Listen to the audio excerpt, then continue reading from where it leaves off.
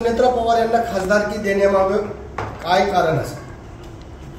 कारण काय असेल हे त्यांना माहीत आहे, पण माझ्या काकी म्हणून मी त्यांना अभिनंदन करतो की त्या आता खासदार झालेल्या आहेत।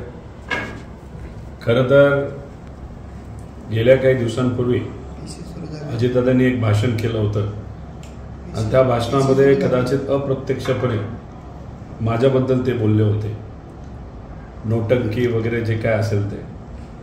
पण मी काल एक गोष्ट जी त्यांना विनंती केली, एक तर त्यांनी सांगितलं होतं कदाचित त्यांच्याच पक्षातले काही लोक हे आम्हाला फोन करतात आणि आम्हाला सांगतात की हे चाललंय ते चाललंय। आता मी जर नोटंकी करत असलो आणि त्यावेळेस मी सांगितलं होतं की 18 ते 19 आमदार आमच्या संपर्कात आहे, तर एका अर्थाने अजितदादांनी सुद्धा ते स्वीकारलं आहे की कुणी ना कुणीतरी त्यांच्या पक्षातून आमच्या संपर्कात आहे।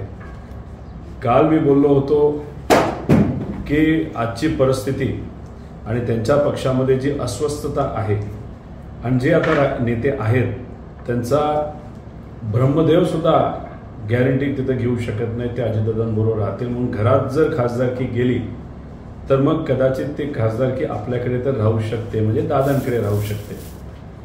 म्हणून काल पार नाही तर सुनीता वहिनींना नाही तर काकींना त्या ठिकाणी मी अभिनंदन सुद्धा ॲडव्हान्समध्ये केलं होतं।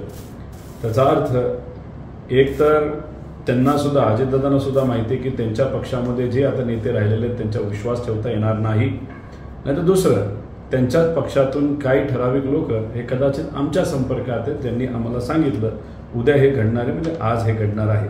त्यामुळे याच्यातलं कुठलंही काय खरं असलं तरी मी काकींना मनापासून अभिनंदन करतो की इलेक्शन लढत असताना त्या उमेदवार होत्या, जी काही यंत्रणा होती ती पार्टीची होती आणि ज्या पद्धतीने राजकारण केलं गेलं, ज्या पद्धतीने राजकारणाला खालच्या लेवलला घेऊन गेलं आणि BJP बरोबर दादा गेल्यामुळे तिथं जे काय झालं ते झालं, लोकांनी नाकारलं। पण आता त्यांना खासदारकी ते सुद्धा राज्यसभेची मिळाली, त्यासाठी मी मनापासून त्यांचं अभिनंदन करतो।